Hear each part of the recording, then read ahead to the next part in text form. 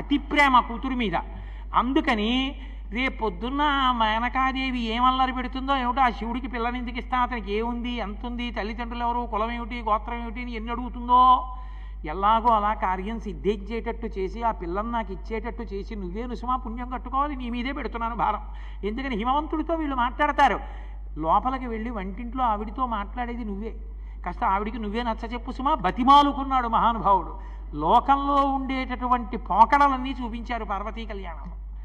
సరే బయలుదేరారు, వెళ్ళారు.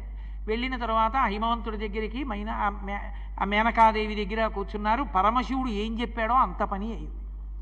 మేనకాదేవి అంది, పరమశివుడు అంటే ఎక్కడుంటాడు, ఆయన కులం ఏమిటి, గోత్రం ఏమిటి, ఆయన దగ్గర ఎంత పాటు ఉంటుంది, మా పిల్లని సుఖపెడతాడా, ఏం చదువుకున్నాడు, ఏం చెప్పాలి పరమశివుడి గురించి.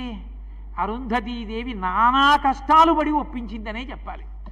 శివుడి యొక్క స్తోత్రం ఎంతో చేసి అంతటి వాడమ్మా, ఏం చెప్పనమ్మా, లోకంలో ఉన్నవాడన్నవాడు ఎవడైనా ఉంటే వాడు ఒక్కడే, అందుకని బెంగ పెట్టుకోక్కర్లేదు, మీ పిల్లనిమ్మని నువ్వు చెప్తున్నావు కాబట్టి తప్పకుండా ఇచ్చేస్తాం, కానీ ఏమిటో కొద్దిగా తేడాగా అనిపిస్తోంది అక్కడక్కడ అని. సరే మనసు సరిపెట్టుకుంటాను లేండండి. ఇద్దరు చాలా సంతోషించారు. మేనకా హిమవంతులు పిల్లనివ్వడానికి ఒప్పుకున్నారు.